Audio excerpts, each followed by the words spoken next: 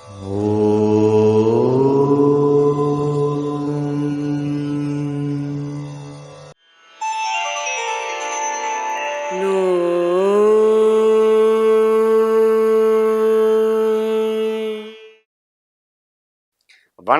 நான் உங்கள் அன்பான சயின்டிபிக் வேதிக் அஸ்ட்ராலஜர் அஸ்ட்ராலஜி பேசுகிறேன். நல்லது நினைப்போம், நல்லதே நடக்கும். தொடர்ந்து நம்மளோட வீடியோஸ்லாம் பார்த்துட்டு இருப்பீங்க நம்புறேன். இப்போ பார்த்தீங்கன்னா ஒளி தத்துவம் சயின்டிபிக் வேதிக் அஸ்ட்ராலஜியில் அந்த ஒளி தத்துவம் எப்படி நம்மளுடைய வாழ்க்கையில் போன ஜென்மம் கர்மா இந்த வாழ்க்கையில் சம்பவங்களாக உருவெடுக்கிறது அப்படிங்கிறத நம்ம துல்லியமாக பார்த்துட்டு இருக்கிறோம்.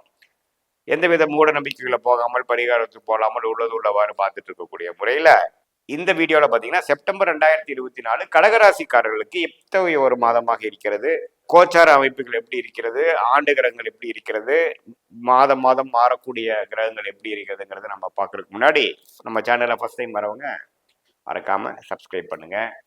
உங்களுக்கு பிடித்த வீடியோஸ் ஃப்ரெண்ட்ஸ் அண்ட் ரிலேட்டிவ்ஸ்க்கு ஷேர் பண்ணுங்க. இப்போ பார்த்தீங்கன்னா கடகராசிக்கு அஷ்டம சனி போயிட்டு இருக்கிறது எல்லாத்துக்கும் தெரியும். ஸோ நீடித்து எந்த ஒரு மாற்றமும் இல்லாமல் சனி 8ஆம் இடத்துல இருக்கிறார். குரு 11ஆம் இடத்துல இருந்து அஷ்டம சனியை ஓரளவுக்கு கண்ட்ரோல் பண்ணக்கூடிய அமைப்பு கொடுக்கிறார். 8ஆம் இடத்துல ராகு, 9ஆம் இடத்துல ராகு, 3ஆம் இடத்துல கேது நீடித்திருக்கிறார். ஸோ ஆண்டு கிரகத்துல எந்த ஒரு மாற்றமும் இல்லை.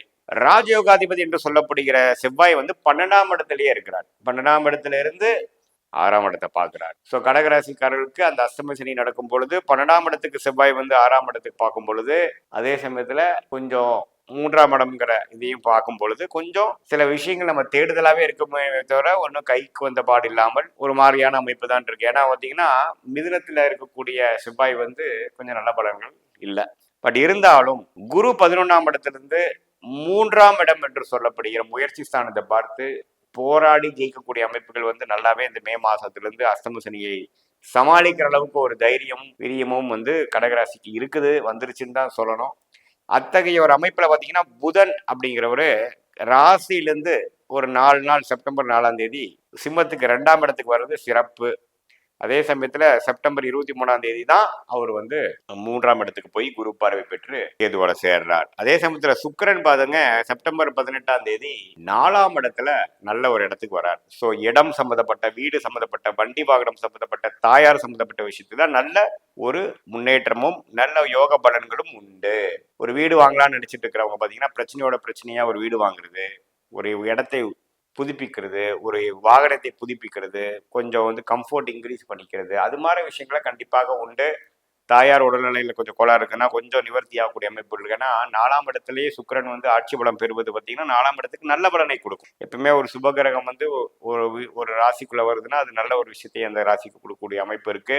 ஸோ மாதத்தின் கடைசி 2 வாரங்கள் ஓரளவுக்கு நல்ல பலன்களை கொடுக்கக்கூடிய, என்னதான் அஷ்டம சனி நடந்தாலும் சில விஷயங்கள் அப்பப்போ நமக்கு ஒரு சின்ன ஒரு முன்னேற்றமும் சின்ன ஒரு ஒரு பூர்த்தி அடையக்கூடிய ஒரு எதிர்பார்ப்புகள் பூர்த்தி அடையக்கூடிய விஷயங்கள் கொடுக்கக்கூடிய அமைப்புல இந்த மாதத்தின் செகண்ட் ஆஃப் கொஞ்சம் இருக்குங்க.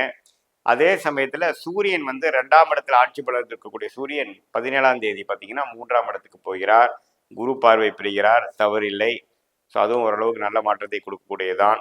ஸோ பொதுவாக பார்க்கும் பொழுது என்னதான் 2025 மார்ச் வரைக்கும் அஷ்டம சனி இருந்தாலும் ஓரளவுக்கு மே மாதம் 2024 அதை எப்படி சமாளிக்கலாம்ங்கிற அமைப்புக்கு குரு 11ஆம் இடத்துக்கு சில நிவர்த்தியை கொடுத்துட்டு ஹோப்பும் தைரியத்தையும் கொடுத்து கிட்டத்தட்ட ஒரு 6 மாசத்துலேருந்து அஷ்டம சனிலேருந்து வந்துருவோம். நாம மீண்டு ஒரு இயல்பான வாழ்க்கைக்குள்ள போயிடுவோங்கிற ஒரு அமைப்பு இப்பவே கொஞ்சம் ஓரளவுக்கு காட்ட ஆரம்பிச்சிருச்சுங்க. ஸோ பயப்பட வேண்டியதில்லை. உடல் உபாதைகள் விஷயத்தை மட்டும் கொஞ்சம் பார்த்துக்கணும். 8ஆம் இடத்து சனி இருக்கும் பொழுது ஆப்ரேஷன் பண்ணுறது, இது மாதிரி விஷயங்கள் பல வருடங்களாக இருக்கக்கூடிய பிரச்சனைகளை இந்த வருஷம்தான் நம்ம தீர்த்துக்கக்கூடிய அமைப்புகள் உண்டு.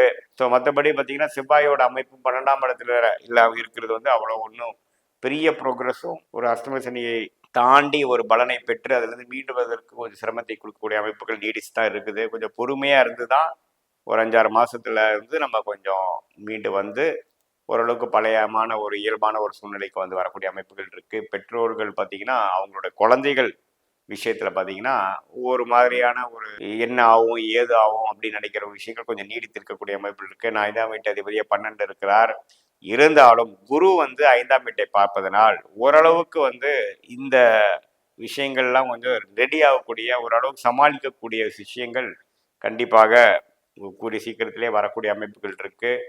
ஸோ மன தைரியமும் வீரத்தை காட்டிலும் விவேகத்தோட கடகராசிக்காரர்கள் வந்து இருக்கணும். அதுக்கு செப்டம்பர் மாதமும் விதிவிலக்கு இல்லை அப்படிங்கிறதா நம்ம பார்த்துக்கணும்.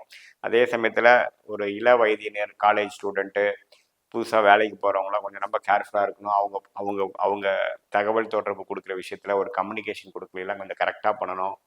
திடீர்னு மிஸ்கம்யூனிகேட் ஆகி சில பிரச்சனைகள் வரக்கூடிய அமைப்புகள் இருக்குது. ஏன்னா புதனே பார்த்தீங்கன்னா மாத கடைசியில் பார்த்தீங்கன்னா கேதுவோட சேர்ந்து அந்த ரைட்டிங், டாக்குமெண்டேஷன், இமெயில் அதுல எல்லாம் கொஞ்சம் கரெக்டாக இருக்கக்கூடிய விஷயங்கள் தேவைப்படுது. ஏன்னா 3ஆம் இடம் என்று சொல்லப்படுகிற தொடர்பு, பேச்சு திறமை, அந்த அந்த தகவல் தொடர்பு வீட்டிலேயே பார்த்தீங்கன்னா ஒரு கேதுவோட சம்மந்தப்படும் போது கொஞ்சம் கிளாரிட்டியிலோட பண்ணக்கூடிய விஷயங்கள் நம்ம முக்கியம். மற்றபடி பார்த்தீங்கன்னா ஓரளவுக்கு பரவாயில்லை. செப்டம்பர் மாதம் செகண்ட் ஹாஃப் வந்து ஓரளவுக்கு ஒரு நல்ல விஷயத்தும், பாலைவனத்தில் ஒரு சோலைவனங்கிற மாதிரி ஒரு சில நல்ல விஷயங்கள் நடக்கக்கூடிய அமைப்புகள் கடகராசிக்கு கண்டிப்பாக இருக்குது. குரு 11ஆம் இடத்துல இருக்கிறதுங்கிறது நம்ம மறந்துடக்கூடாது. என்னதான் ஒரு பிரச்சனைகள் எது போனாலும் ஓரளவுக்கு தீர்க்கக்கூடிய பலமும் தீர்க்கக்கூடிய ஒரு அமைப்பும் கண்டிப்பாக உண்டு. செப்டம்பர் மாதம் வந்து ஓரளவுக்கு அஷ்டம சனியை தாக்கி பிடிச்சி அடுத்த வரக்கூடிய மாதத்தில் வந்து ஓரளவுக்கு மீண்டும் மேலே வரக்கூடிய ஒரு ஃபவுண்டேஷன் விஷயங்களை கொடுக்கக்கூடிய ஒரு மாதமாக தான் இருக்குது. அதே சமயத்தில் செகண்ட் ஹாஃப் பார்த்தீங்கன்னா வீட்டு இல்லத்தரசிகளுக்கு பார்த்தீங்கன்னா அவங்களுக்கு வேணுங்கிற விஷயங்கள் கொஞ்சம் செஞ்சுக்கிறது, கொஞ்சம் ஆடை அலங்காரங்கள், அது மாதிரி சில சுப செலவுகள் செய்கிறது, ஜுவல்ஸ் வாங்குறது, அது மாதிரி விஷயங்கள்லாம் செஞ்சுக்கலாம். ஸோ மற்றபடி பார்த்தீங்கன்னா ஓரளவுக்கு சுமாரான ஒரு நல்ல மாதமாக தான் இந்த அஷ்டம சனி நடக்கும் போதிலும் ஓரளவுக்கு சமாளிக்கக்கூடிய ஒரு மாதமாக தான் செப்டம்பர் 2024 கடகராசிக்காரர்கள் இருக்குது என்று அறியப்பட வேண்டும். இது ஒரு பொதுவான பலன்களை தவிர உங்களுடைய ஜாதகத்தில் என்ன தசாபுக்திகள் போகுது, ஜன்ம ஜாதகத்தை வச்சு என்ன தசாபுக்திகள் போகுது வச்சு தான் துல்லியமான பலன்கள் எடுக்க முடியும். மீண்டும் மற்றொரு காணொலியில் சந்திப்போம். நன்றி, வணக்கம்.